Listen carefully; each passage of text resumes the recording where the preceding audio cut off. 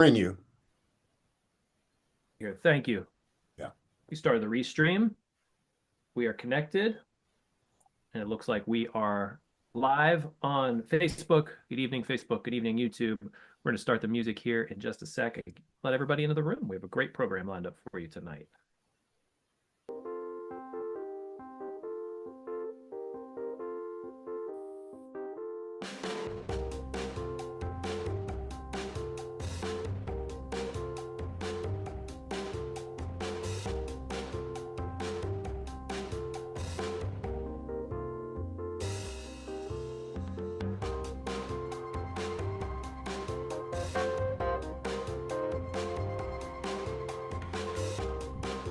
Good evening. Good evening, everyone. Welcome to Greatest Generation Live for Thursday, March 13th. My name is Sean Hall. I'm the Director of Programming with the Veterans Breakfast Club. It's great to see you all this wonderfully beautiful day in Pittsburgh. It feels like we finally maybe have turned the corner and are back on track to have some really beautiful weather coming up. It was nice to step out with the dog today in a t-shirt as opposed to a winter coat and a hat and scarf and everything. So it's a nice evening. It's a nice evening to have a program with Glenn Flickinger. Glenn, how are you doing? Doing excellent. Thank you very much. Another nice day in Pittsburgh. It's always like this, Sean. Maybe you brought the weather back with you. I know you were just in Florida, so maybe you needed to go down there, gather some sun and bring it with you. It's where they keep the sun most of the year. It's true. It's what I've heard. Or San Diego, right? There you go. We have some wonderful faces here in the room with us this evening, especially some returning people, or maybe some people who have not joined us before. Edward C., I don't know if I've seen your face before. Welcome. It's great to see you. Bill, we talked briefly in the green room. Great to have you back. Regis, I see your name there. If you are new to us, we're the Veterans Breakfast Club, and our mission is to create communities of listening around veterans and their stories to connect, educate, heal, and inspire. We've been doing this for 16 years, and you can check everything out about us on our website, veteransbreakfastclub.org. On there, you can view sort of our history. You can view all of our past programs. We put those up, including this one. This will go up tomorrow, probably. You could check out all of our upcoming online programs as well as our in-person programs, which will be coming back in about 2 weeks for the duration of 2025. And we also invite you to come and be a donor of the VBC. So it helps just keep us producing these wonderful programs week in and week out throughout the rest of this year and into the future. I will stop back in at around 8 o'clock for a station break, but without further ado, I'll hand it off to Glenn. Okay, thank you, Sean. Yeah, tonight program has generated a lot of interest. I've had, I don't know, 3 or 4 people get in touch with us about their either their fathers, their uncles, relative who was in glider airborne, who was a couple of them were glider pilots. So I think this touched on a subject that has not been covered very much, and we're really pleased to have 3 excellent guests with us tonight. By the way, do we see Bill? There he is. Bill Bonamy anywhere? I have not seen him. I have Leslie and I have Monique, but I have not seen Bill, Okay. unless he's going by a different name.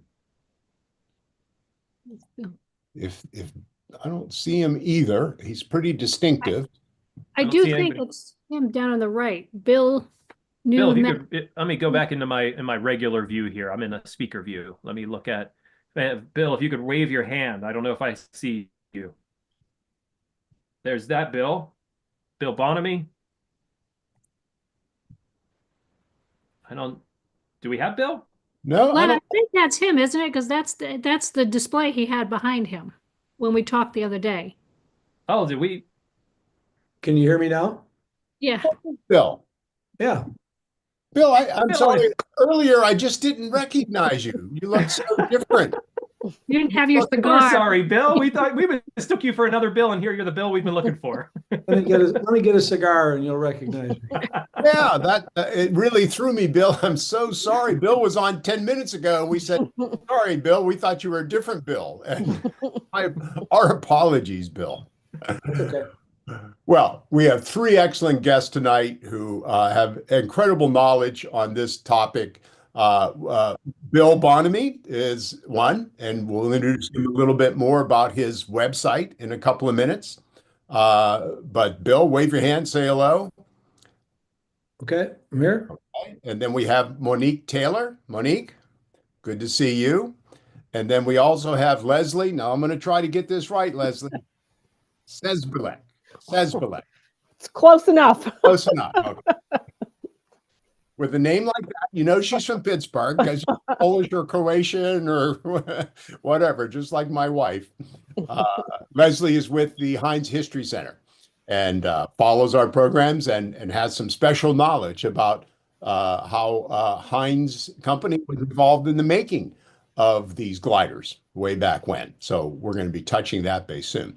But for those of you who might be new, and I know there's a couple of new faces, a couple of people I've talked to, this is Veterans Breakfast Club, as Sean introduced. And every Thursday night, I host this program, Greatest Generation Live, all things World War II. So interviews of veterans, which we still occasionally do. Last week, we had the fascinating interview with George Rubin. Thank you very much, Bob Van Bargen, for introducing us to George, 99 years old, going on 79, from what I could tell. B-17 waist gunner who was shot down January, February of 45 and spent the rest of the war as a POW. Really interesting guy. We've been fortunate enough to interview quite a few World War II veterans. We interview a lot of authors of books like Monique tonight and other experts on World War II. So thank you for joining us tonight. And we hope you join us in the future as well. So let me just put up this PowerPoint here and begin introducing our guests in a little more detail. And give me a second.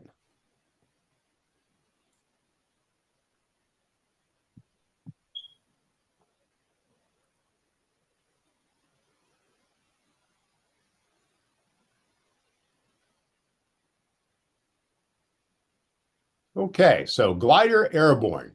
I've learned a tremendous amount in the past 2 or 3 weeks, mostly from our guests and doing some background reading Monique's book, which I'm going to introduce to you in a minute. I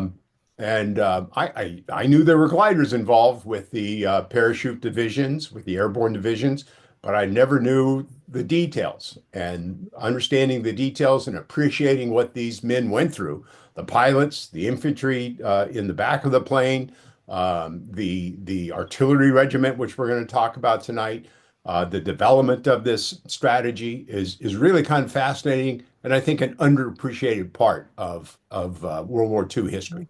So we're going to get right into it. First, let me introduce Monique in a little bit greater detail. Monique wrote this great book, Suicide Jockeys, The Making of World War II Combat Glider Pilots. So, Monique, how did you get started on this? Tell us a little bit about yourself and your involvement in writing this book.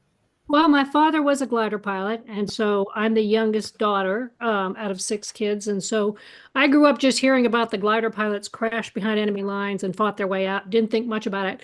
I went to do my graduate thesis in history, and my mom kept saying, write about the glider pilots. They're the Mavericks. They're the Mavericks. I'm like, what am I going to write? I don't know anything. So I started really looking into it, and nothing had been done on them. I was shocked, and we were actually, my husband's in the military, and we were stationed up in DC, and I got into the archives. I was opening boxes that maybe had been opened once since World War II, with all the files, the boot falling out, and everything else. And it just became a passion because this is the segment that the history of World War II has skipped. And what really intrigued me is they are the pioneers in vertical envelopment. And so in aerial vertical envelopment, which is skipped over. So I worked with the glider pilots and my father in doing my graduate thesis. And then many years later, I published it. There was not any interest in publishing on glider pilots unless you were a veteran for many, many years. So so I went this way and never looked back. So I was with earlier today a veteran in his mid-40s. I'm not sure, he might be on tonight. He was 82nd Airborne veteran, and I said, "Hey, I'm doing a program tonight on gliders in World War II, and I'm having a woman on and a guy on who the guy has a website on an artillery regiment." He goes, "Artillery? They had artillery on gliders?" I said, yeah, they were 82nd Airborne. They're, part of the 82nd Airborne. And, so it just emphasizes how little is known about what these men did. incredible bravery. And then Bill, let me apologize again for our earlier mishap, but thank you so much for being on. Bill has this excellent website, 319 Gliderman all the way, I guess their motto. Bill, tell us about how you got started into the history of the 319th. Well, thanks for having me. It's a pleasure. My first time doing this with you guys. Although I go back a few years with Todd doing some of the doing a VBC tour through Europe. How I got started, this all started when I was like 8 years old. So when you grow up in a house with someone from the 82nd Airborne during World War II, they are larger than life. And I heard about the 82nd Airborne and the service a lot, not much about the war. Grew up looking at photographs of these soldiers, and most of my, through my teenage years, I always thought Dad was a paratrooper because that's kind of the thing you associate with 82nd Airborne, and later find out that he was attached to an artillery unit. This artillery unit was originally started, the 319th Artillery was formed at Camp Claiborne. And then in late 42, they moved to Bragg. At that point, they became Airborne, thus the gliders. And then I started learning about what he had done in the gliders, much of which he did not want to talk about, other than he called them flying coffins, that sort of thing. Fast forward over the years, I guess probably around 2004 or 5, a guy from New York called looking for my father. He wanted to interview him, and his dad was in the 319th as well. He was writing a book. His name's Joe Covey, and he eventually wrote the book. It's called Battery. It's an excellent read if you're interested about this part of the 82nd Airborne during World War II. And he got my interest on it, and I stayed in touch with him. And when I retired, I thought, well, I'd like to see what these soldiers did. And I thought, I'm going to start going to all the places where they fought or where they bivouacked, and did a lot of that. And because of my my background, I started talking to people and interviewing people, and I was just kind of overwhelmed with with what they did and how they did it in all those years overseas. And frankly, all I wanted to do something to kind of keep their story alive. And a book had been written about it, and I didn't know how to write books. And I thought most of the time people don't read books and they end up on shelves, at least the ones that I had, and collect dust. And I thought the only way maybe I could make this permanent was a website. So I learned how to do that, created a website, started with getting all the records I could from College Park, Maryland, St. Louis. And this guy, Joe, who wrote the book, gave me all of his research. So anyhow, I put the website together with all the different campaigns, wrote some stories, and then I decided to create a soldier gallery. And at the time, the 319th had about 500 soldiers or so, not in the battalion, not big by today's standard. And that comprised about four or five batteries, not including the headquarters of the division artillery, which was a step above them. And I started writing stories about them. And I thought it might be kind of interesting to find the stories that nobody knows about. So I went on a mission on trying to locate the soldier families, sons, daughters, grandkids, nieces, nephews, see if I could locate them, find out if they had any interesting stories, photographs, other images, things that they wanted to share with us. And so I started writing stories, and that kind of brings me up to present day. So I'm got about a couple years worth of work left. A few places that I haven't been to yet, like North Africa, which I'm going to in a few days. And I haven't been to Northern Ireland yet, and I haven't been to the Tunisia part of North Africa. Once I get that done, I'll been everywhere where they've been. And in the meantime, I locate families, I interview people. I was just in Raleigh interviewing 2 soldier families over the weekend. So that's kind of what I've been doing. Put stories together with the soldier's record, photographs, whatever I get from the archives, and then I move on to the next soldier. And I've got this set up so that I've got it financed. So basically, I can leave this thing will be running on the internet for the next 100 years. And so that's my part of trying to keep the story alive. Incredible effort. You're to be congratulated. That's a real passion sort of project, if you will. So, Indeed. the Yes. website, I've been on the website a lot, of course, the last couple of weeks. It's excellent. So anybody that wants to jump to that after our program, it's worth your time. And then our third guest tonight is Leslie. Leslie, I'm not going to venture on that last name again. Hi. Leslie's with the Heinz History Center. And Leslie, give us just a 15-second preview of what you're going to show us later this evening. I know that some of your VBC guests this evening might almost already be acquainted with the work we do.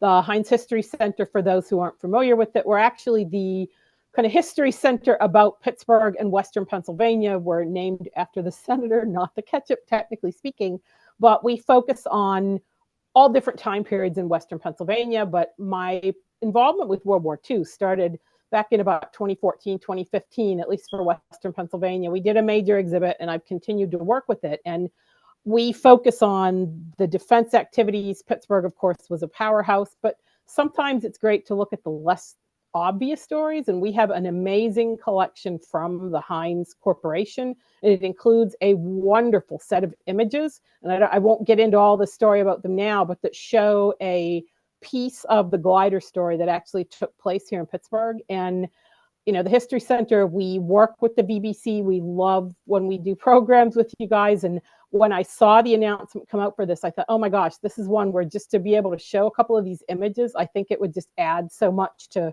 the significant work that your other guests have done. I mean, these are amazing stories about people reclaiming. And I agree with Monique. It's an undertold piece of World War II history. Yeah. Yeah.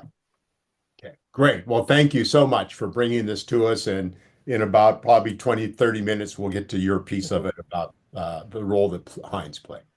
So let's do a little bit of the fundamentals, the basic history of gliders. First thing I started off with, you know, I think I'd always heard the term Waco glider and always heard the term Horsa glider. And I can't say I really knew what was behind that. So I came up with this image. Monique, why don't you start with what was the Horsa glider? Where'd that come from? The Horsa was a British glider, which some Americans flew, especially in Normandy. The Horsa was their larger cargo glider. They had a version of the CG-4A too, which I'll talk about in just a second, that came from us. There were two versions of the Horsa glider, and you can see by the side how much more it would carry. Often we see the Mark I, which had the very narrow door. It was meant for paratroopers, and they couldn't get that Jeep in. That's why the Jeep's bumpers were altered a lot. But they came out with a second one, Mark II, which had a swinging front cockpit that made loading a little bit easier. So normally we're talking about the Mark II. So that could carry 28 troops, 2 Jeeps and a 75 millimeter howitzer, and a 75 millimeter and a Jeep, a howitzer and a Jeep. It had a 7,380 pound payload. It had a tricycle landing gear. It took a much longer to stop on the airfield, but it had like a version of a hydraulic brakes, which the Waco glider did not have. Waco, whichever way you want to call it. So it was also made mainly of wood. A lot of the injuries and deaths that were caused in the Horsa were because of the shattering of the wood, because there was such rationing of materials in England. Yeah. And on the bottom, of course, is the Waco glider. I'm sure that GIs had a lot of fun with whether it was Waco or Waco. It's still all the researchers, we go back and forth. I think some say Waco, but yes, and there you are. Yeah. Just a shot I found of the Horsa, and boy, it's big. I mean, you can see relative to the size of the Min around it, just how big it is. Yeah. It had an 88-foot wingspan, and it was 67-foot fuselage.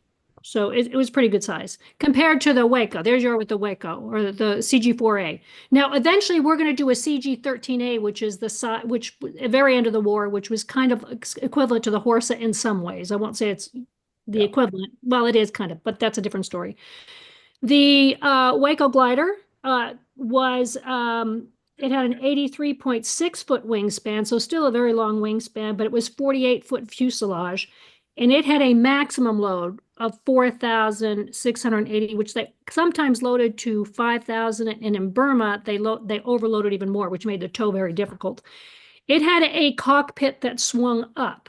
So loading and unloading was very easy. But that also allowed them to bring in Jeeps, howitzer. You could put 13 men plus your pilot and your co-pilot. You could put a Jeep, you could put a howitzer, and of course they'd place the men around it. And what they would do is a bulldozer in England, in Burma, they carried bulldozers in there, mules, which in Burma, they carried mules in there. And what they did with that larger equipment is they had a lashing system that it went to the cockpit, and the glider pilots on the way down would hit the lever so that they didn't get the nose smashed in. They would be lifted out of the way, and that if it was going at high speed, the equipment would go out underneath them with the passengers in it, by the way. So let me stop you and back up just a little bit. Okay. Yeah. So paratroop regiments began to be formed in 1942. I believe that's about the timeline, right? Out there.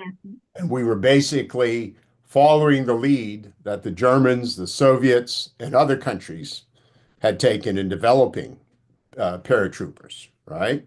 Yes. So at what point, and Bill, please jump in here, at what point did somebody say, we also ought to have a glider element to this in addition to the paratroopers?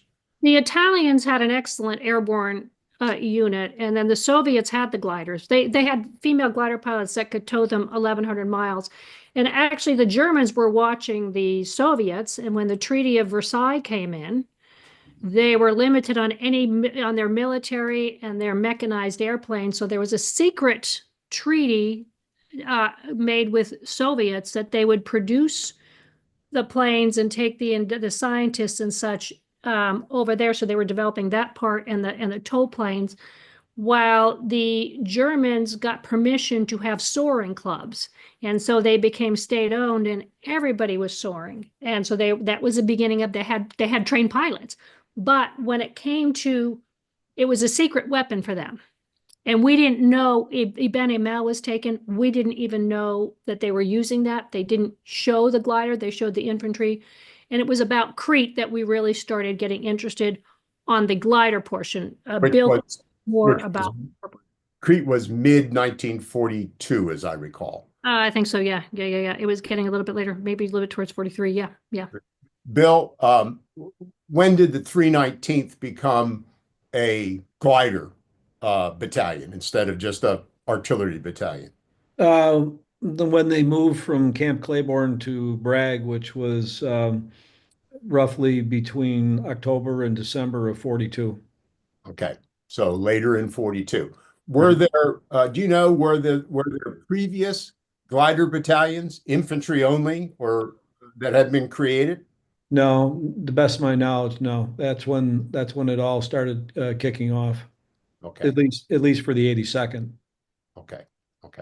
So the concept of glider-borne infantry and artillery and using gliders for supplies and so forth comes in after the paratroopers regiments are begun, and the timeline is sort of mid to late 43. Okay. Well, there's an important element to this. Remember that America going into the war before Pearl Harbor was on a defensive posture, and we could only develop defensive weapons, and the glider was not a defensive weapon. Yeah. And so there were movements in Congress. I was actually working on a series right now, the legislative history of the gliders, to try and get the gliders in so they were ready. So we were aware of them and wanting to use them. Yeah. And the airborne now, when you're talking about the paratroopers, the gliders went in, they could only survive for 3 days with the equipment they jumped with. The gliders went in and resupplied them. So the gliders followed them in by 30 minutes, which is a little bit different than the field artillery. Bill, correct me if I'm wrong, who may have come in different, but they're their own unit. Correct. Necessarily need resupply by the gliders right there, right then. Right. Like in Normandy, for example, the gliders, the 82nd gliders came in on the 6th, but they didn't land till like around 10:30, 11 p.m. at night. And when did the 319th land on D-Day? What time of the day? About 10:30, quarter to 11 that Okay. evening. So they would go with the glider infantry. Correct. Paratroopers had jumped, a little time right after midnight. The Pathfinders were there actually a little bit before that. Right, right. Okay. Okay, so I just wanted to sort of lay the foundation for the development of the whole glider concept, if you will, right? And your book, Monique, really is focusing on the glider pilots, right? The glider program and the glider pilots, yes. Yeah. And there is a museum in Lubbock, Texas, Silent Wings Museum. I don't know, is Sharon on the program tonight? Because I thought she was not going to be on it. She told me she had in an email she had another engagement. Do we see Sharon anywhere in the? I'm forgotten. What was her last name, Monique? McCullough. McCullough. McCullar. I'm looking for my computer's running kind of slow, but see if I see a Sharon. Do not see a Sharon. Okay, yeah, she had told me she had another engagement tonight. So Sharon is the director of the museum. Yeah, Right. I can tell you a little bit about it. It was actually the glider pilots collected everything, much like Bill is doing, and the stories and their papers and their equipment and everything else. And then they asked the city of Lubbock to put the museum in. So this was started by the glider pilots, and Sharon does a phenomenal job. So tell us a little bit about, and I have this shot I found on their museum website. Some flying officers, staged a bit here, but they're in the process of being trained. I'm not sure what they're doing in this picture, but just love the faces in this picture for more than anything else. How did they train glider pilots? Who in the world would volunteer to be a glider pilot? Sounds a little dangerous to me. Well, sometime initially, like in my father's case, they didn't know what they were volunteering for. My father went in at 17 and he was 6'6", so he was nailed as an MP because they wanted tall men. And they pulled everybody forward and said, does anybody have any flying experience? He said, yes. And they said, okay, he was a private. They said, congratulations, Sergeant, you're a glider pilot. And so this program is going to go through a lot of growing pains. We could not pull from the power pilot program at all because that was really important for the defense and offensive actions. And in Leslie, situations like the Heinz Pickle Company, or at that point, was it called? I'm not sure it was the Heinz Pickle Company or Heinz, ended up getting the contract because they couldn't pull from the other manufacturers. So we had to find other manufacturers.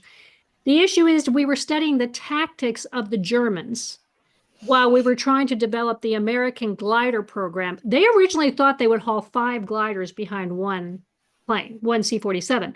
So as we got down to it, the most we ever, standard would be 2 in some cases. They did experiment with more. So we are trying to develop our training program. We don't know how many we need. We think 1,500, we need 3,000, we need 8,000. No, we need 2,000, 5,000. We go back and forth. And we're also trying to develop the glider and going through the quality control issues, and also trying to develop the flying centers, which became the civilian flying centers, really handled quite a bit of them. And then we had to pull, when we're asking for 8,000 glider pilots, some were not volunteer. They were pulled from other units. There were some infantry soldiers that became glider pilots. In other cases, they were power pilots that had not made it through the power pilot program, so they were pulled in.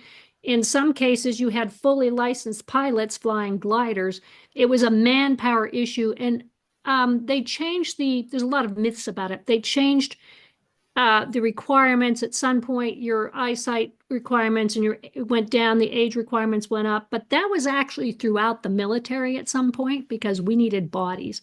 So it took until about early 1943 to pull that glider program to become as good as it was in varsity, to get the combat training, because remember, the glider pilots are Air Corps but they're the only pilots, other than a glider regiment, that expected to become combat soldiers on the ground. And you've always got political machinations between the two arms. So yeah, so it went through a lot of growing pains, a lot.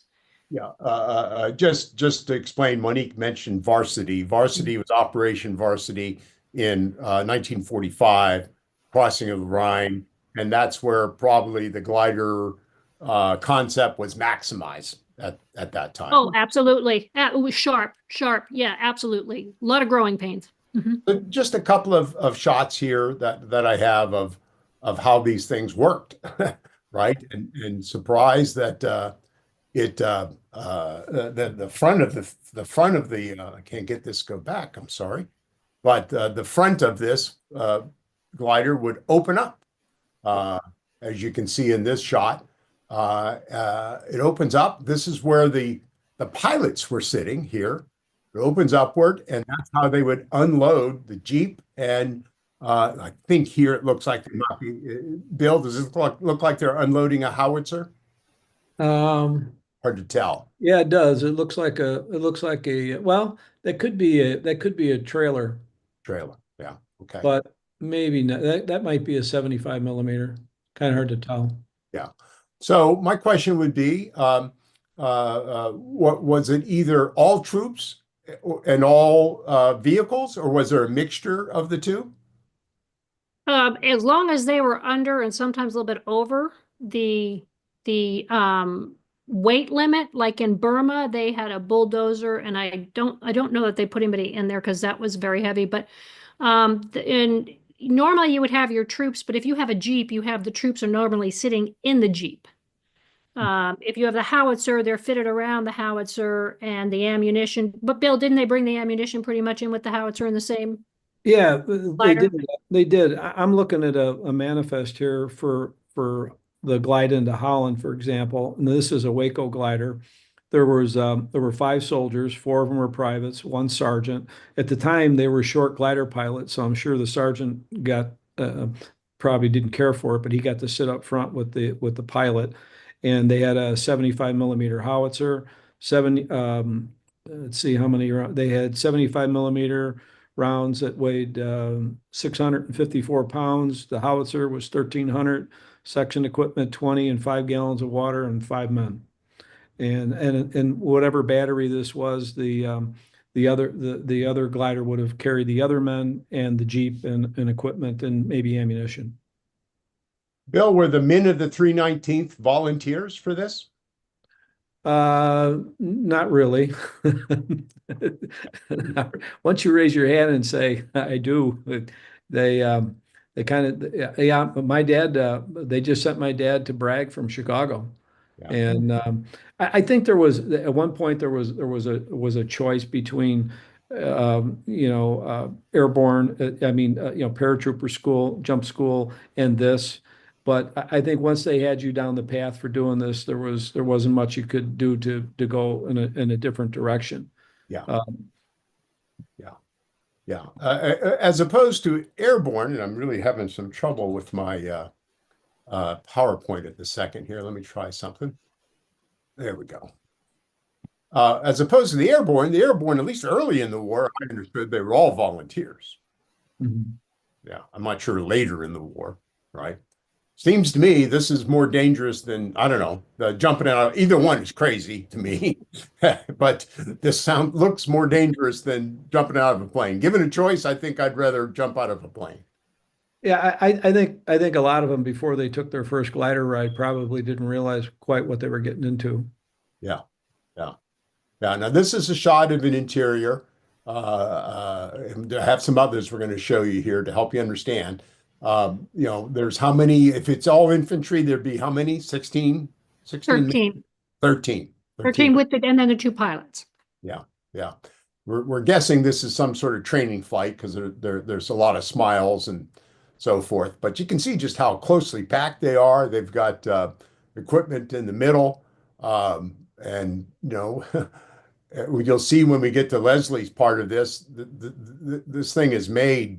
It's looks like an accident waiting to happen. And the way they had to land these planes, which we'll get into in a minute, man, these guys are brave beyond brave that they even get on this thing. This is just a couple of shots of Bill shared with me from a museum in Michigan, I think you told me, Bill. Yes, northern Michigan. Yeah, yeah.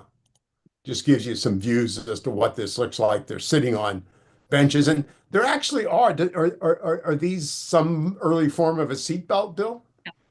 Yeah, they just refer to them as a harness. Harness, yeah. Yep. Around the waist. Yeah, okay. And I love this shot with these two guys turning around, the two pilots turning around, facing us. Um, uh, Monique, can you explain what we're looking at here in terms of instrumentation? Yeah, yeah. And I just want to go back and just say something really quick. It was not, a lot of people think it was a very flimsy aircraft in terms of it was made like every other aircraft, and then it didn't initially have the nose protection for any aircraft would not have the nose protection. You know, your powered aircraft can go around twice, but considering the landing conditions they went in, it would have wiped out a lot of aircraft. So it wasn't quite as flimsy, although it was sturdy. Let me put it that way, sturdy. What you're looking at is the cockpit, and you have the two glider pilots there. You'll see that there was a wheel on one side. Normally, at one point, there was only one wheel, and they'd have to climb over, but then it was like a wheel that could slide back and forth. When they would pull up above their heads, that's where they would do the release. To open that glider, and they did it when my dad told me that most of them did it as a safety feature. When they were going down, they released that so they'd be taken up and out of the way. The cockpit had quite a bit of viewing space. Their real vulnerability was their legs. And so often they would take, because that's cloth on the bottom, they would take their legs and put them up on the dashboard when they were coming in. Now, glider pilots and I call them glider riders, glider infantry, did not have parachutes on missions. They were without parachutes. And I said to my dad, why didn't you wear a parachute? And he said, well, I would have to run past 13 armed men and jump out the back, and that was not going to happen since they're going down with the gliders. So they initially, when the flak jackets came out, you'll see that these seats, they look like they have, I don't know if you can really see, one is higher than the other. They would kind of go pick around and see if they could find like a thin piece of metal or something to sit on, because the danger is it's coming from underneath quite a bit. So, yeah. Now, Bill, for the artillery guys, these pilots are in grave danger because behind them aren't 13 men. It's a Jeep, a trailer, or heavy artillery pieces, ammunition. So, Correct. given that the way the landing takes place, the chances of those heavy items, loose and moving forward was very, very serious. Yeah, especially a 2,500-pound Jeep. Yeah. Ergo, why these guys would release the mechanism to pull them up out of the way if they could. Yeah. Well, and it was lashed to the Jeep. There was a lashing to the Jeep or the bulldozer. I don't think the howitzer that went up over the top. And so if it was unlatched, when that shot forward, it would pull the cockpit up and pull them out of the way. Mm-hmm. There was one Jeep that went flying at about 75 miles an hour. They never saw him again, but the person inside went out pretty fast. Yeah. Let me see if I can find this next picture. There we are.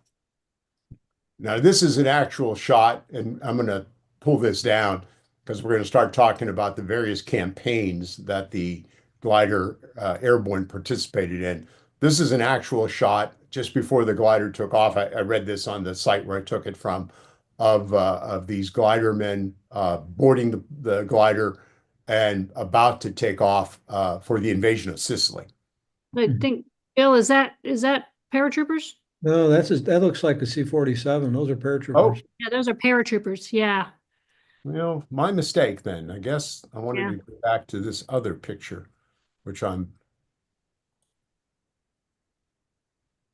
perhaps this was the one I was thinking of. I'm sorry. That still looks like a C-47. Still like my paratroopers. This guy has a troop. Yeah. Mm-hmm. My mistake. I'm sorry. But let me take this down, and I want to jump over to Leslie's presentation. But as I tee that up, let me stop and ask for any questions that the audience has. Or Sean, is there anything in the chat room that we should be addressing? Brad had asked, he's wearing a parachute harness. Would he be carrying a chute? Did you get your question answered, Brad? Okay. No, nothing else. No, sorry. Marcia, can the term power pilot be defined, please? Yeah, the power pilot is the one that is flying a plane with engines on it, but it can be confused later on because we had power glider pilots. Most glider pilots actually, a lot of the glider pilots were actually co-pilots in C-47s.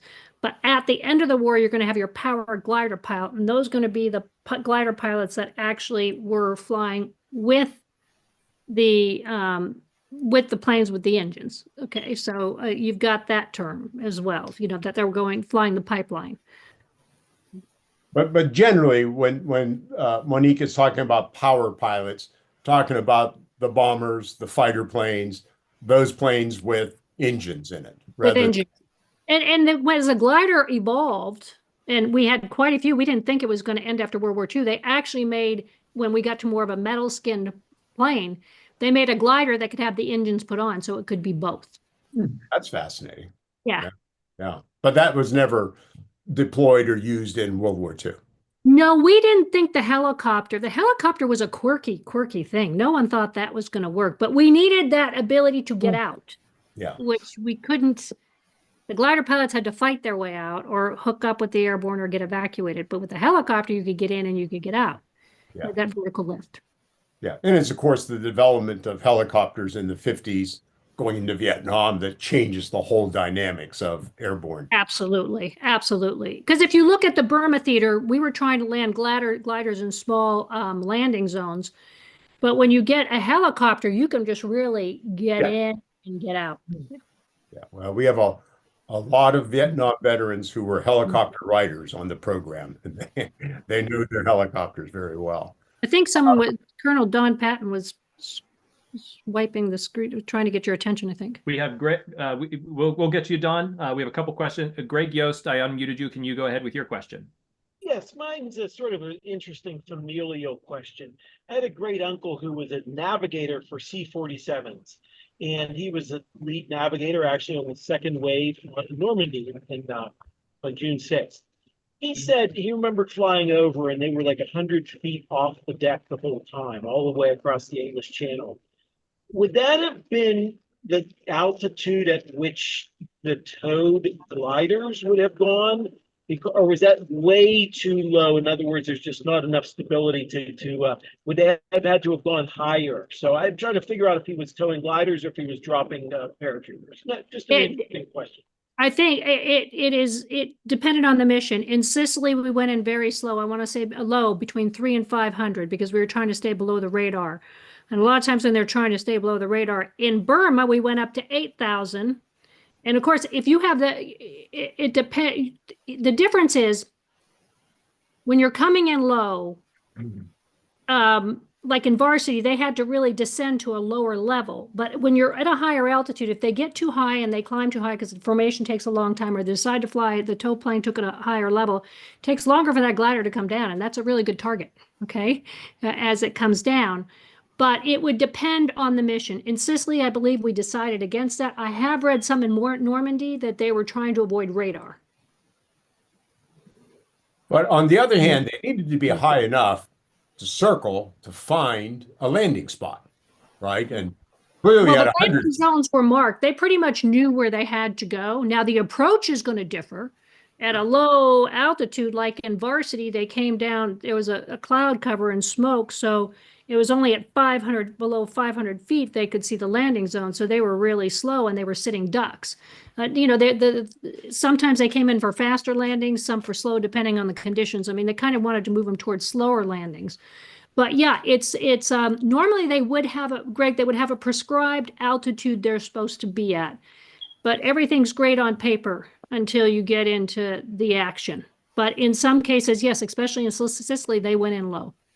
And sometimes they would go lower and then climb. Then you said Don Patton had a question? Yep, and then Al Smith. Can you hear me? We can hear you. We actually built a CG-4 glider here in Minnesota as a part of our World War II roundtable. Oh, wow. And Minnesota was the second largest manufacturer of gliders in World War II, with Ford Motor Company being the largest in the Upper Peninsula of they actually converted their Ford made what they called a Woody. It was a wooden station wagon. Yep. They converted their Woody station wagon. I think Ford built 3,000. I used to have that number. We actually did a 3-day glider symposium here back in probably 2005 or 6. We had Jerry Devlin, who wrote the book Silent Wings, as our featured speaker. And we had about 100 people. We had, oh gosh, probably, I think we had 16 states. It was amazing at that time how many people came out of the woods, and we've had a lot of stories. I should take those tapes and convert them to discs before they disintegrate on me. Yeah. But we had. Please do. Yeah. Well, but the glider that we built is now, if any of you come out to the Minnesota or headed for the Mount Rushmore, the glider's in the Fagan Air Museum in western Minnesota. It's Granite Falls, Minnesota. It's at the airport there, and besides a great museum, our glider is there. But yeah, it's we have quite a bit of institutional knowledge on gliders and interviews with glider pilots, both in France. We actually had one gentleman from he was a farmer from central Minnesota. He was a co-pilot into Normandy, and then he was also pilot into Holland and in varsity. So, yeah. Well, I will be in touch. Remember my name, because I'll be in touch. I'd love to hear what they had to say. We'd be happy to put you in touch with Don. Yeah, Don's a treasure, has got an incredible archive of knowledge and programs.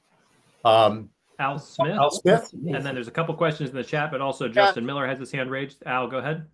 Yeah, because my knowledge on all of this is so basic and elementary.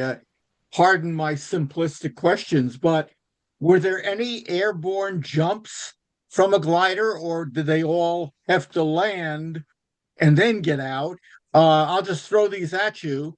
How many ended up in a crash where there were people killed or hurt versus a smooth landing? What was the range of a glider?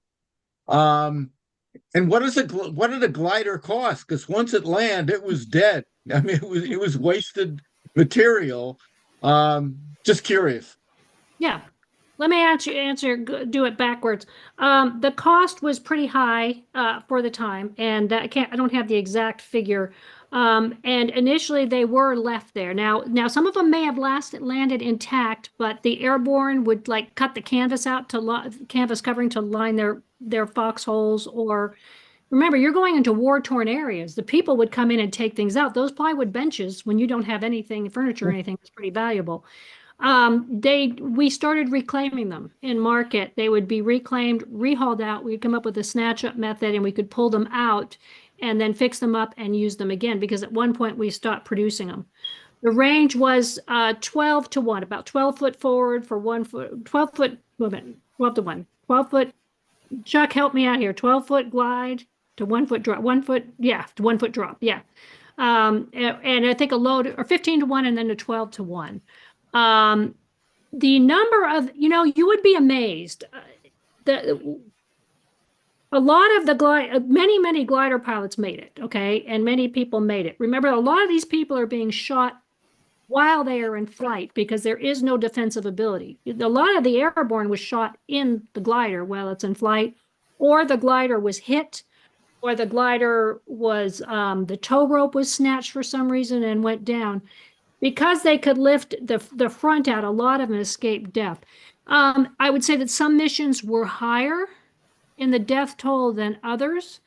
And a lot of times that was due to reduced visibility, or things they did not expect on the landing zone to be there, like in Burma, big ruts. Or the Germans were experts at this because they built it. They'd put Rommel's asparagus, which were tall poles, sometimes with mines and barbed wire in between, so the wings would hit it, because that glider is very flammable because of the dope covering.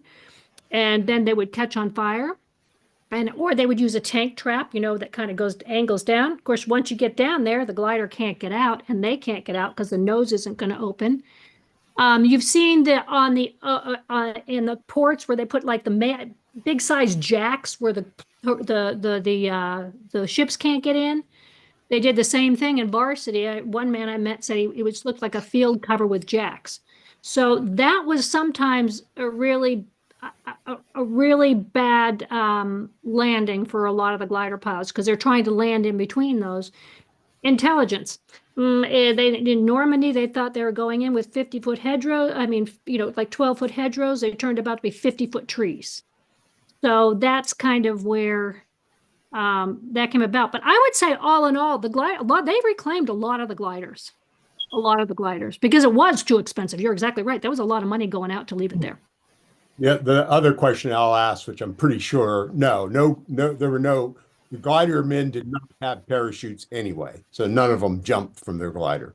Well, that's the other one. Okay, 550. Monique, if we're going to move on to a couple other questions, because we're going to run out of time. So, Okay. who else had Justin Miller? Yeah, I'll get to Justin in just a second. Okay. What sort of descent ratio did the gliders have? You said 12 to 1, 12 feet to 1 drop. And were there wind limitations for the gliders? There was a hauling limitation. So the 120, I was reading today that the Horsa one was being hauled at about 140 miles per hour, and that was that was too much. And I think it was 120 was the safety limit on the CG-4A. I'm going off memory. I may be a little bit off on that, but that's one of the changes they made when the gliders were being developed after the war, in the CG-13, well, the end of the war and after the war, because our planes were getting faster. And so they were trying to develop gliders that could be hauled like by fighters and things like that went a lot faster. Let me just jump back real quick and say there was one experiment with the parachutes dropping, and I'm going to be doing a series of articles on that, and it didn't work very well, because every time someone jumped out, the glider was going back and forth, and the trim up and down. So yeah, there was one experiment with that. Justin Miller? Well, mine is I always picture the glider being like a helicopter in auto rotation. You had no engine, so you had to land wherever you could. But what was the stall speed on these gliders? What was the slowest speed they could go at? I think, I think it was about 60. Chuck, nod your head if I'm right. Chuck, I think it was about 60 miles an hour. But I could be off. Yeah, okay. I think I'm right. Chuck there has a lot of information on gliders. I think it was about 60 miles an hour. So takeoff speed with a C-47 had to be at least 60 miles an hour. What if they were pulling 4 planes? And there's a real problem with that, because when they were pulling 2 gliders, some of them barely made it off the runway at the very end, and that's why it took them a long time to climb, and these formations would stack up. In Burma, with the CG-13, Burma's a different story, but with the CG-13, that was one of the issues. They had to have it could not land in they did the CG-13 and the CG-15. The CG-15 was going to replace a CG-4A, which would land in a smaller field. The CG-13, which was like the Horsa, could not. It was too long, and the runway had to be much longer. So yeah, it was they actually found that some of the C-47s actually stretched from hauling these gliders, to give you an idea. So they had to really build up some power, and sometimes it was at the very end. Remember, you're doing a single tow or a double tow. And so that would make a big difference if you're towing 2 gliders, especially. Yeah. My last question would be, did the gliders have flaps? Yeah. Or was it just straight? Ailerons, yeah, they did. Yeah, and Basically, one of the quotes I read, I think, in the Glider Gang is that the motto of the American glider pilot was Jesus Christ, more spoilers, because they could get a little bit of lift and get over at the last minute. Listen, if we could, unless there's something else, if we could just move on, Sean, I want to make sure we get Leslie, and I hope Please we get do. a little bit earlier because her presentation on the Heinz part of this is just fascinating. So let me pull that up for Leslie. And Leslie, are you still unmuted? I am still unmuted. This has been fascinating.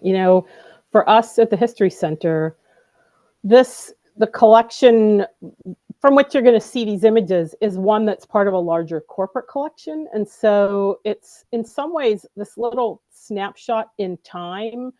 We have a real challenge sometimes with working on the kind of defense industries, even in a place like Pittsburgh.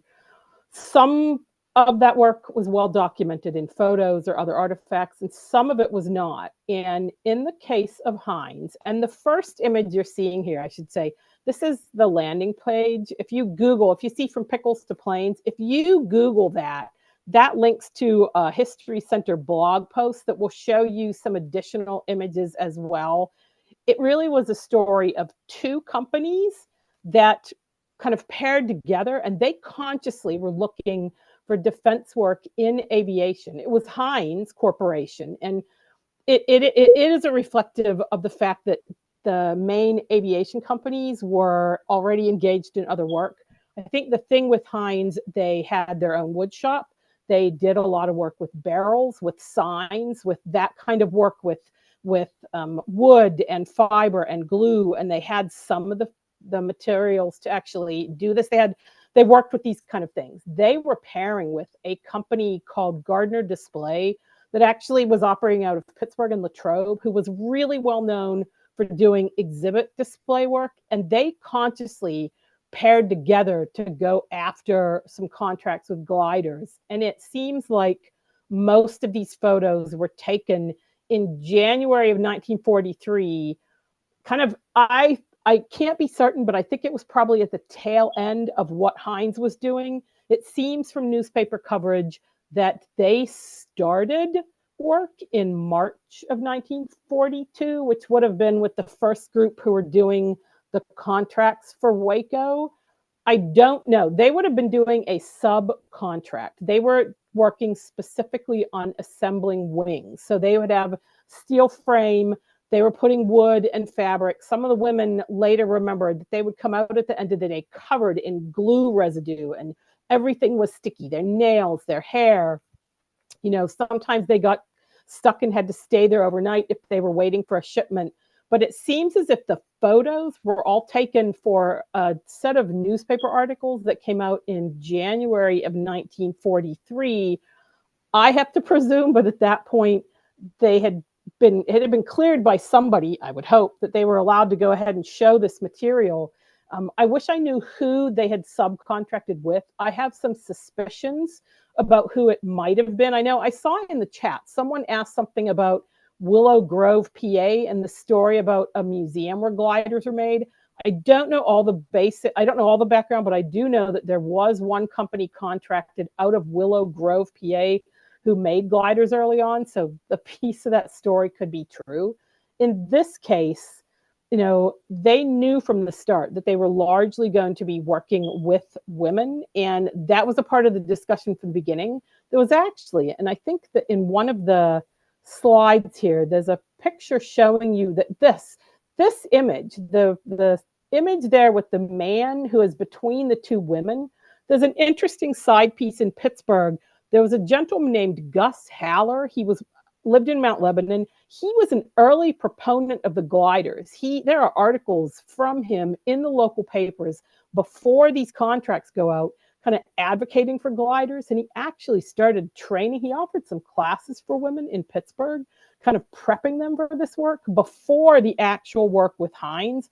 Still trying to dig into the pieces of it, but there was some interest here. And both Heinz and Gardner Display, they actually didn't just do gliders. They did some exploratory work with pieces of seaplane landing gear, Howard Heinz, before he died in 1941, there is evidence to prove that he actually funded the purchase. He funded and presented 4 Spitfires to the RAF. So the company had an interest in this. But I'd love to know more about who they might have actually been working with on the contract. I've seen other examples that suggest that, for example, exhibit display companies were one of those groups that when they're looking for other kinds of companies that have some of this capacity, they turn to them. One of the wonderful things about this little collection, because they're corporation photos from Heinz, Henry Heinz at the start, he built his career on marketing as much as product. A lot of these photos, the women are identified. That is not always typical for these kind of images. And I just pulled this one example. Here's this great one where the young woman who you see there, she's first working on a piece of the glider. Her name was Olga Radosevic. Her older sister had already gone into the Women's Auxiliary Army Corps. And by May 1943, she left and joined the WACs as well. She had wanted to do it earlier. And when she was too young to get in, instead, she had gone to Heinz and she had gotten into this work with gliders. But it is a marvelous little collection. I know Monique and I were talking beforehand, and I will be thrilled to share more of it with you, Monique. There's only once, as far as we know, once the people who worked at the plant actually saw a finished glider in October 1943. And I probably don't even want to know what process was involved in doing this, but they actually had one of these gliders on the roof of one of the Heinz facilities on the north side over there. And you can see here on the right of the slide, you see the full glider, you see a whole bunch of people standing in front of it. And then my last image in this, of course, the local newspapers, they have to see how many of the women who worked on these fit under a wing. And it was 18 young women from the Heinz plant fit under the wing of one of these gliders. So it's a wonderful little piece of a story. I have to say, I have been trying to do some digging. I'd love to put more context to it. And so that's why I was thrilled when I saw this program. I think it's just a snapshot. We happen to have a company that was really interested, and I'm hoping that programs like this will lead us on down some new rabbit holes as well to find out some more information.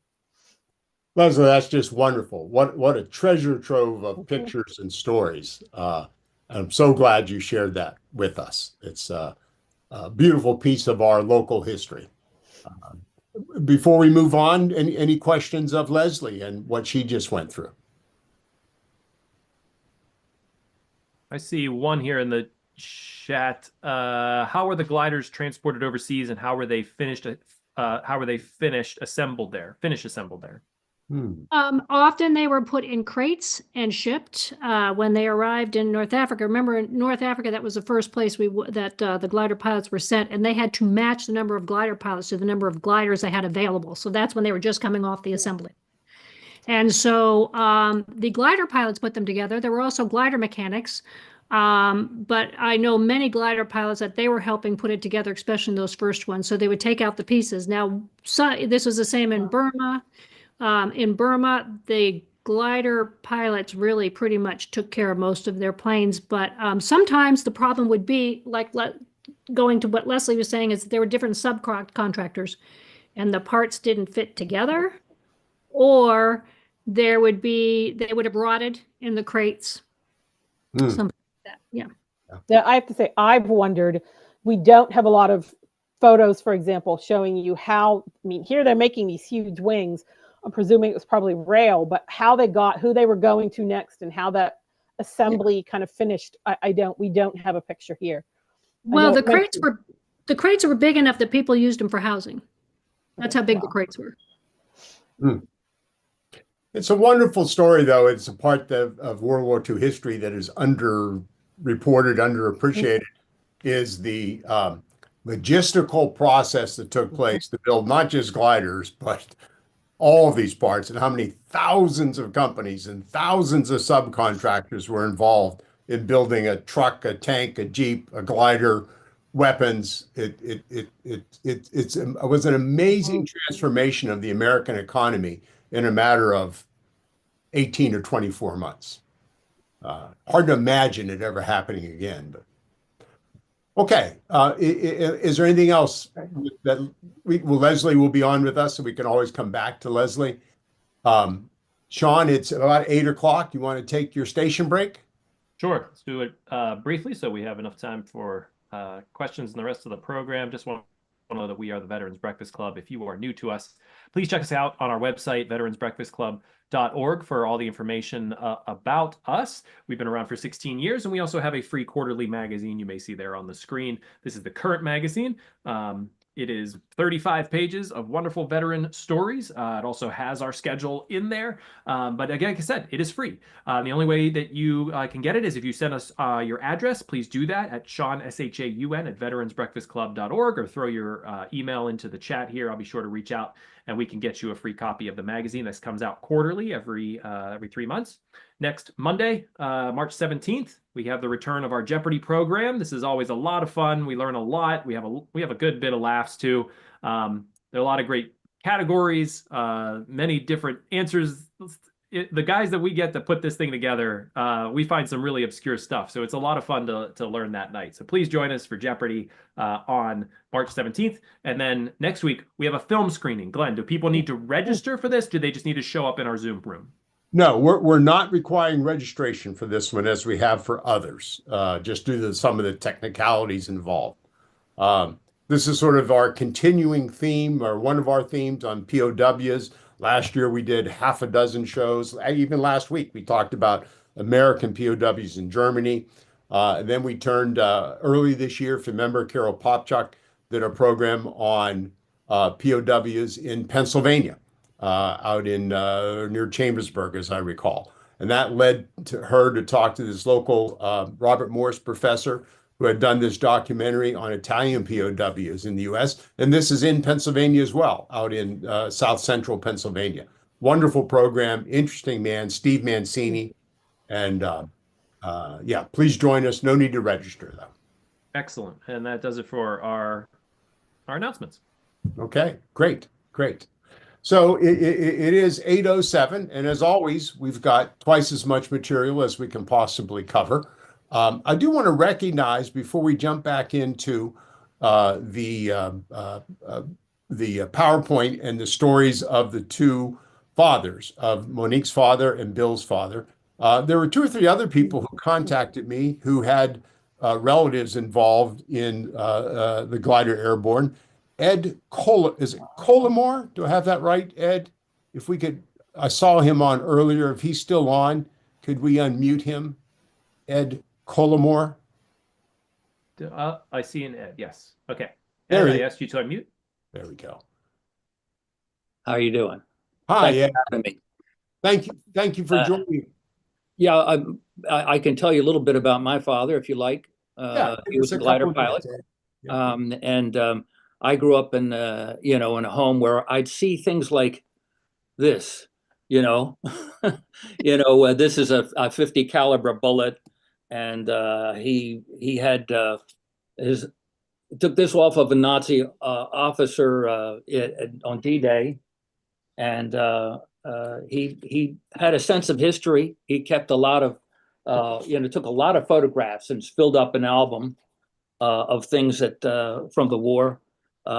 He took medals off of the Nazi, the German officers, and I've got a pile of those. And he took various badges and things off of their uniforms.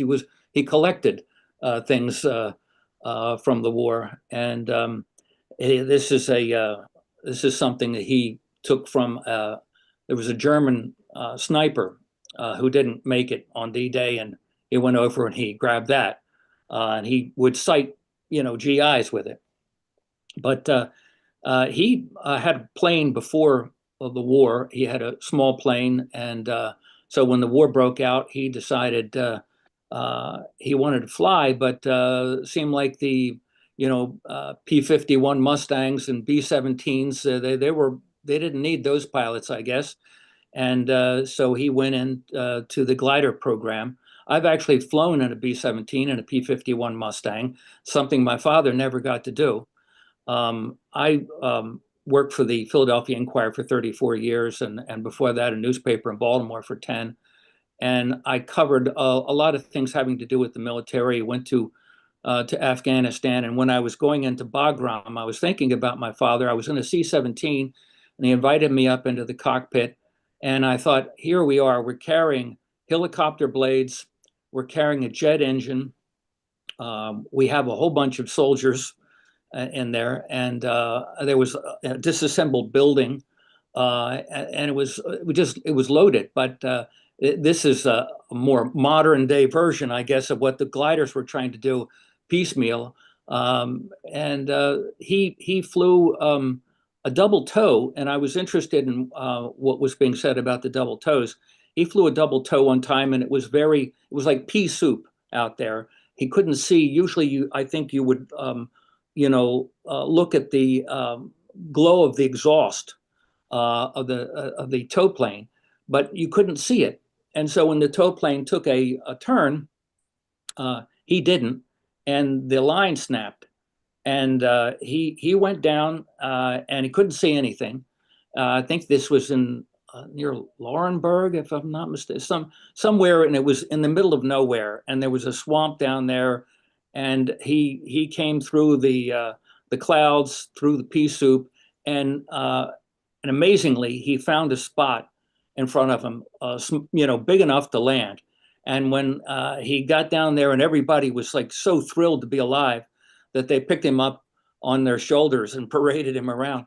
And they found a little cabin out in the middle of nowhere, went up there and knocked on the door and got some help. He was in England, and he was flying a horse up as part of the training. And I think a lot of the horses, they must have been out in the weather, and some of the skin, dry rotted. He was flying one, and he had a copilot. The copilot noticed that the skin of the wing was peeling back, and it told my father, say, take a look at this.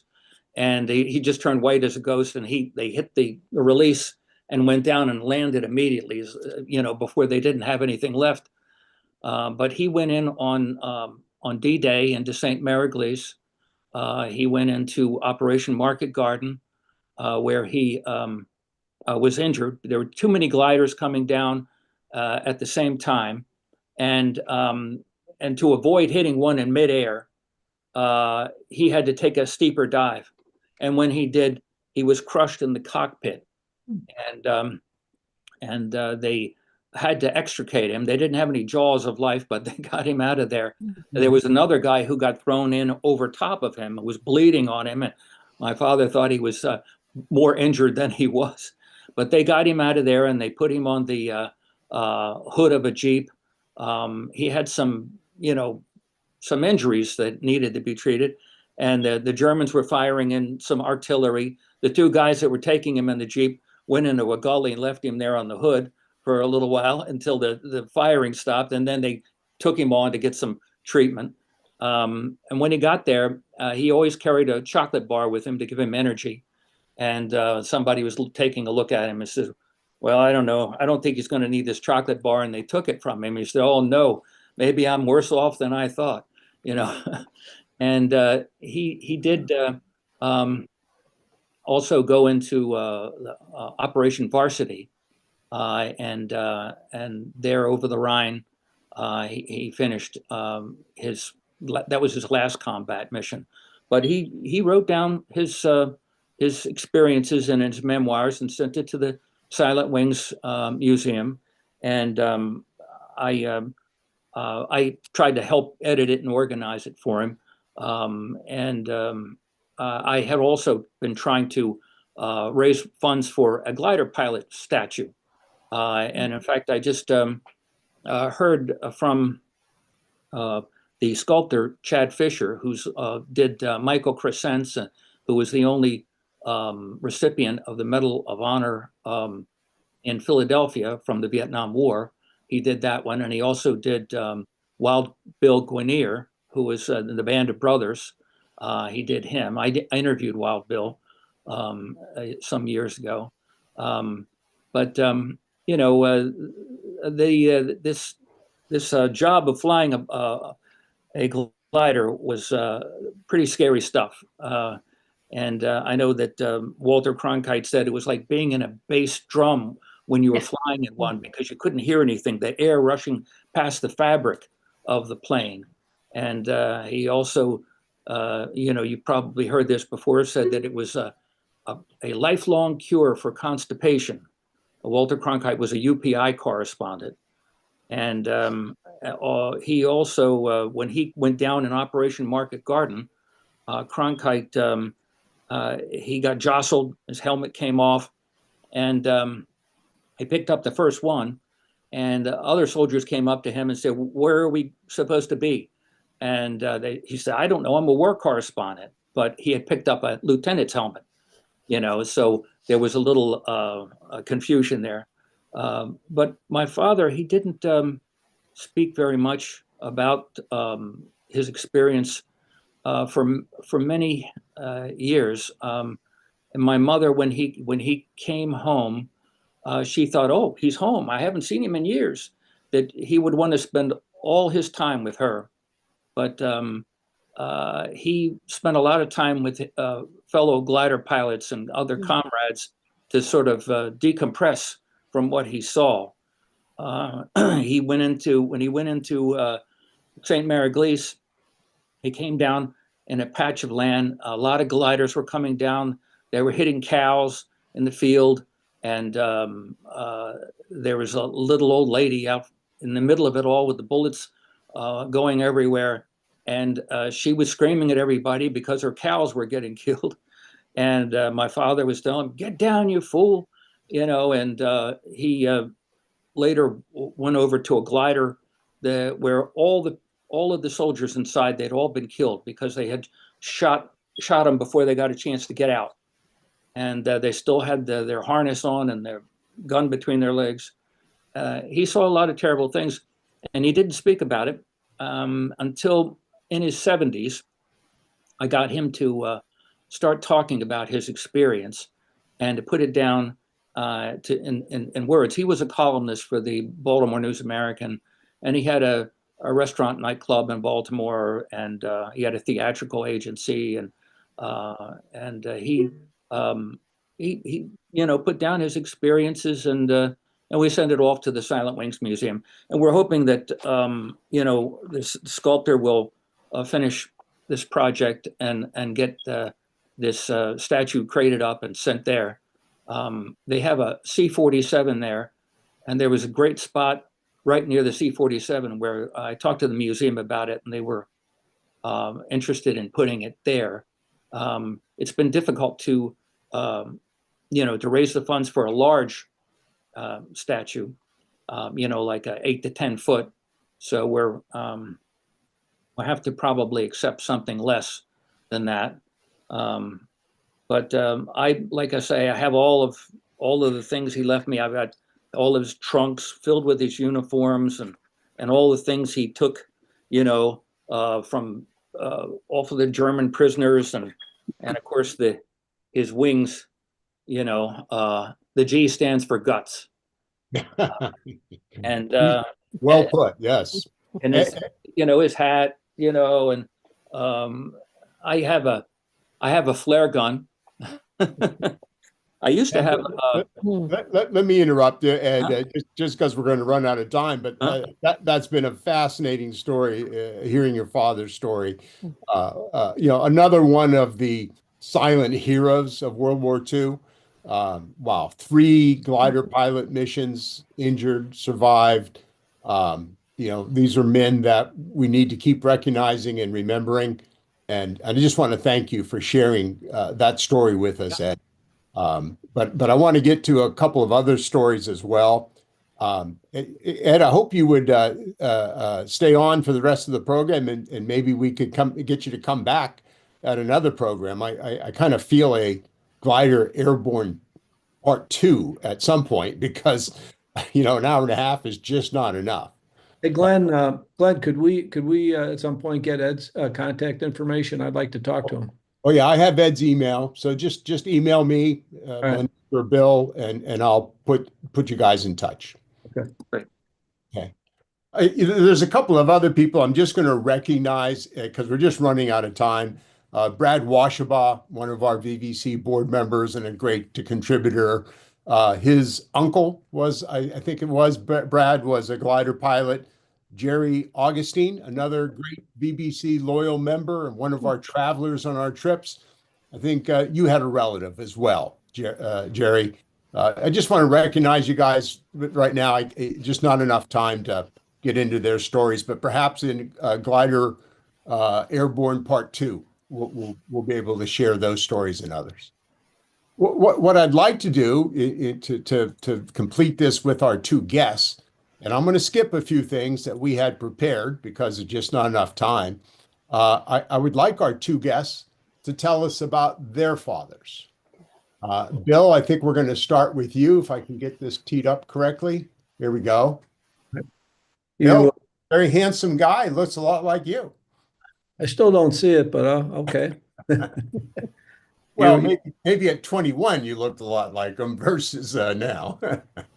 So you want a thumbnail sketch about his service? Yeah. Tell us about your father and his service, please. Yeah, grew up in Chicago, enlisted in October 42, ended up at Bragg with the 82nd, trained as a glider soldier.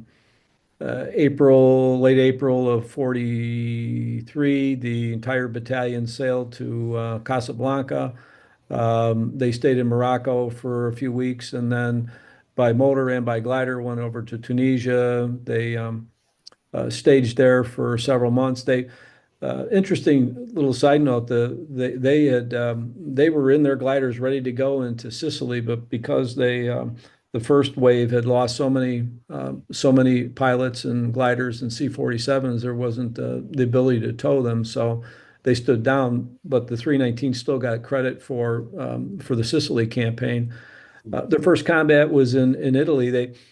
They actually tried to. That was the first operation that they didn't get in. The second one was, I believe, an operation called Giant, where they were actually going to take them in by boat up this river that runs in along Rome, Italy, and they were going to attack there. And there's a real interesting story about how General Taylor couldn't get an answer from the locals about whether or not they were going to help when we got there, and went in undercover and got hold of the mayor of Rome in the middle of the night and found out that the Germans had pretty much sniffed this operation out, so they didn't go in there, and eventually ended up floating around the Tyrrhenian Sea and went into Maori, Italy, which is on the Amalfi Coast and up in the mountains there, and that's where they set up their artillery, and they spent September fighting there under Darby's Rangers, who was their perimeter security.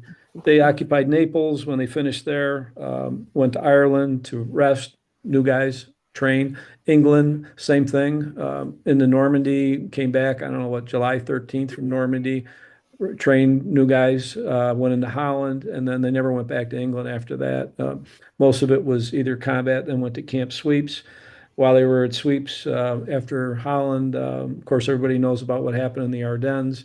Middle of the night, they had to go up there by motor, by truck motor, and they fought up in the Ardennes for quite a while. That picture there was taken December 27th at their gun position. My dad is the soldier kneeling far left with the glasses. The rest of them are just gunners. The guy at Doc is Dr. Bedingfield, who I think was from Baltimore, Maryland, if I'm not mistaken. When they got done with that operation, they went back to Sweeps, and they did not participate in varsity, but at the end of March, they went by train and motor up to the area of Cologne, worked their way east, crossed the Elbe River, ended up in a little town called Ludwigslust, Germany, in April of 45, and they liberated a small camp there. Small, meaning there was only a couple thousand prisoners, concentration camp called Voblin. And after that, immediately after that, the Germans capitulated. The entire 21st Army, almost 200,000 enemy soldiers, surrendered to the 319th and the 320th after they crossed the Elbe River. So they were taking care of prisoners and this camp, and then when all that kind of calmed down, that's a picture from the Ardennes as well too. My dad is the soldier that's putting the round in the weapon. And I just want to concentrate on this picture a little bit because it fascinated me, right? So this was the 75 millimeter howitzer that fit in that glider. Correct. Correct. Was it adapted to be able to fit in the glider? No, I don't think so, unless Monique, you know anything more about that? The 57, I don't think the 75 millimeter was. I think the 57 millimeter was. The British 75 fit pretty well.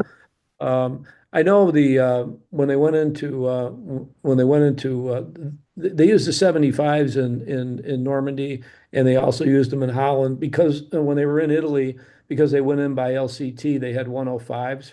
But I know my dad told me when they crashed in Normandy that the tailpiece that secures to the ground, that thing is secured with some sort of a wrench or type of thing, and that thing came open and hit a few of the guys in the legs. But you can see that that's pretty much the entire crew. Usually there was about 10 men on a battery, and 6 gun sections I mean 10 men to a section and 6 gun sections to a battery. And how many of these howitzers would be in one glider? One. Just one. Just one. Yeah. So 6 gliders to get a battery in. Yeah, to go into Normandy, for example, one gun section like this in the Waco gliders, one glider would carry 3, 4, 5 soldiers and the howitzer and maybe some ammo and other various pieces of equipment. The other Waco glider would have the Jeep, and again 3, 4, 5 men, pilot, co-pilot, and miscellaneous gear. Water, fuel, ammo, that sort of thing. So to transport the entire 319th, all what, 3 batteries? Am I right? Well, the entire 319th, there were 48 gliders in that serial when they left Membury to go into Normandy. 48 gliders for all the howitzers, all the men, all the equipment, all the Jeeps. Yeah, for the AB headquarters and medical attachment batteries, for those 4 batteries. And when they landed, let's just take Normandy as an example. When they landed in Normandy, did they land, all 48 gliders land close enough for the unit then to gather together and be cohesive? I asked my dad that. He's like the other guy Ed was saying. My dad didn't talk more about the Army and the service than the war, but when they got cut loose, he said basically their glider pilot followed the guy in front of them, and when they got close enough to the ground to see where they were coming into, if they saw gliders that landed safely, that's where they went. And my dad's pilot was a soldier by the name of Ben Winks, who was from Manning, Iowa, I think. And the last thing he said is, "I'm going for that road. Everybody, hang on." And it wasn't a road; it was more like a cow path. And he hit that thing, and they slid safely for a while. But then they crossed the road, and they hit a bunch of trees. And Winks got killed, and a couple of guys got banged up. But they all got out of the glider. And the 319th. Well, I meant to ask this earlier. Are there any surviving veterans of the 319th? No. I think the oldest one, I was just looking at a story today, was a soldier from, I want to say either Tennessee or West Virginia. His name was James Stannard, and he was the longest living one. He died in 2020, I think, at like 102 or something like that. Or maybe it was 2018, somebody. He was the oldest of them. But no, they're all gone. And do you have any idea about the casualty rates of the 319th in, say, Normandy or Market Garden or any of these campaigns? In the Normandy, 319th, they had over 50% of the soldiers were either wounded or killed just getting on the ground of the 319th. And I imagine, I don't know, Monique, if you know, that would be fairly average or typical for these glider regiments. Again, it's going to depend on the mission. It's going to depend on the intelligence. It's going to depend. In Normandy, they didn't plan for Normandy was delayed a couple of days, and because of bad weather. But the final plans, they planned for perfect weather. These tow planes came in. They hit overcast skies. They couldn't see where they were going. Or in one case, the gliders were lined up. They saw the T, and then they hit overcast, and they couldn't find their way. So it depends on the mission, the conditions. As they say, everything's great in war and all planned out until it's time to go. Yeah, till it happens. and then it's back to the drawing board. So yeah, I think it would be hard to say. Many gliders just got back down just fine. It was a cakewalk. But it depends on so many factors. Okay. Well, Bill, thank you for sharing that about your father. Yep. Let's ask Monique to talk about her father, Lieutenant Yeah. Paul Mousseau. Is that how we're pronouncing? Mousseau. So, Yeah, I kind of went over the beginning. He joined the military at 17. He was immediately promoted to a staff sergeant. Then legislatively, they made all glider pilots flight officers. And in troop carrier, there were a few slots for hire. You could go, like lieutenant, captain, maybe one major you could work up. He did end up kind of working up, so he did a lot of administrative work, but he was in Salerno. My father was with the 314th Troop Carrier Group, and I don't know if Ed's aware of this with his father, but I'm familiar with his father was with the 437th, and I wrote a lot. I have a lot of their reports. Dad's father at one point was on detached service. My dad was on detached service because the 314th did not haul gliders in until varsity. At that point, he was the glider operations officer, and he's the one who arranged who was, going to carry what and everything else, what sort of. And then he was one of the first, he led his serial in. But it's very difficult to track his records because all of our stuff burned. Peter Herman has left the meeting. All of his paperwork, we had a fire when we were doing our last move and everything was lost. So I have been piecing his record back together. There he is on Operation Varsity. You can see them just loading up in the back. He's on the left. They're just getting into the glider there. And so he was involved. Can you identify? The tall one on the left. Oh, Yeah. that's right. He was 6'6". So yeah. He was 6'6". Yes. And so that's when he was glider operations officer. As I said, he flew with the pipeline. He flew the glider pipeline or the power pilot pipeline. He was a co-pilot after the war and stayed in. He was involved. I'm trying to track him in Market in Normandy. He spoke French. So I'm not sure. I'm trying to track it. It's really hard to track the detached because they didn't always keep their records with their unit, and some of the reels are very, very hard to see. And just a shot that Monique had sent about with these what a real picture this is. Imagine this is Normandy, given the topography in the background. Well, and you can see the poles if you look close in the. Oh yeah, here's one right here. Yeah. Just unimaginable to me how these pilots could put these planes down in a field and have any, have a reasonable chance of landing safely, landing without cracking up. Yeah, a lot of them did really well. Really good pilots. Sickinger has stopped screen share. I'm sorry for that background noise. I'm not sure where that all coming from. I said a lot of them were very, very good pilots. A lot of them landed safely. But when you look at that picture, they don't know what's under that grass, when they land. So you can only see so much. Well, again, thank you, Monique, for sharing the little more detail about your father. We have gone past the witching hour, but Sean, we should take at least one last round of questions that anybody might have of our guests tonight.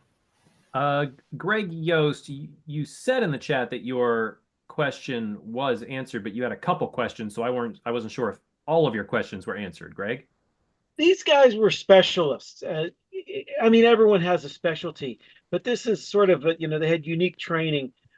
Does anyone know if they were being lined up for the invasion of Japan? Most of these people were sort of in Europe here, but were they getting the story? Hey, guys, get ready for the other side of the pond there. So, what was going on with that? Many thought that after varsity they were going to be transferred to Japan. Now, remember, we did have glider pilots in the China-Burma-India theater. And they worked with the 1st Air Commandos. That was a specialist group, and they brought the Chindits in. And that's because we had to get the Burma Road. The Burma Road had been kind of closed off, and we couldn't get supplies in and out. We were kind of helping the British and the Chinese in that. And so, yes, they were over there. But some of them did it both. And your glider pilot that went to Burma, they were volunteers that were selected for a secret mission, and they had 6 weeks combat jungle training. So their mission was very, very different there than it was in the ETO. Yeah. Thank you. The Nancy Smoyer, I have just a quick comment when Monique mentioned the wires that were blocked, on the fields that were in the way. When I went to Market Garden tour last year, and we went to the place where the 101st landed, and it was really interesting because we were told that the day before, at least, or whatever, the partisans knew about the landing was coming, and so that night they went out and cut down the fences that were in the field where the gliders were landing. Without that, they would have hit. Monique's nodding her head. You know about that? Well, I know a similar story, and that was in southern France. The Germans paid the locals to bury the poles, and they buried them really shallow, so they would tip over. Because, yeah. The glider pilots had a lot of help. A lot of glider pilots went out with the underground. They had a lot of help, and the Dutch people helped. A lot of help on the ground. Yeah. okay. And one last question from Nick DeVoe. This may have been covered. He joined us kind of late, but he said his dad said the glider pilots had to make their own way back to England after a mission. Was that the experience of this group? All glider pilots went in. They were to land. Now, remember, again, you've got chaos in some cases. And they were, once that glider load was unloaded, except for in the case of Varsi, where they weren't going to unload it, they were to make their way to command post. But if there's absolute chaos and command post is overrun, they just hooked up whatever airborne was there, or they made their own way. In some cases, they hitchhiked back to Brussels and they caught a plane back. Their job was to stay until they were released, and then they were to get back to the base to fly another mission if needed. And how they got back to base, because sometimes, initially evacuation wasn't always set up for the glider pilots. They called themselves the bastards of the Army Air Corps, and they really were for a long time. So they made their way back, or a couple were reported AWOL, and it was thrown out because they were actually fighting with the tanks. They were in the tanks fighting. And so they were late coming back. And I was just doing a lot of research, and actually there was not missing aircrew reports for the gliders for a very long time, the glider pilots, because they weren't expected back at the same time as the troop carrier pilots. And it's interesting because the troop carrier pilots, and some of the ones I read, they tried to find the glider pilots if they went down, because we're following them. We know they got to get out. They're not going to stay with the airborne. So, yeah. Okay. Unless there's some other question to address, Sean, we probably ought to sign off given the time. Let me thank everybody for being on tonight. Fascinating night, but that fascinating night brought to us by Monique Taylor, Bill Bomini, Leslie from the Heinz History Center. That's going to be your last name now, and Leslie from the Heinz History Center. And Ed Colomore, thank you so much for telling us about your father and joining us tonight. Could I just say one thing? If anyone has anything on glider pilots, I am always interested, because this history is disappearing and we only have very few records. So you can contact me. I'm always open. I'm always interested. Anything. And if you do want to contact any of our guests, just let me know via an email to Sean or to me, and we'll put you in touch. I think there's already a couple of you that asked to be put in touch, and we'll make sure we do that. And we'll think about part 2 of the glider airborne story sometime later this year. Because my gut call is there's a lot more stories to be told, and they're all fascinating. Okay. Good night, everybody. Thank you so much. Thank you. Join us next week for our 2 programs. Thanks, Sean. Of course, Jeopardy Monday night. We'll see you there.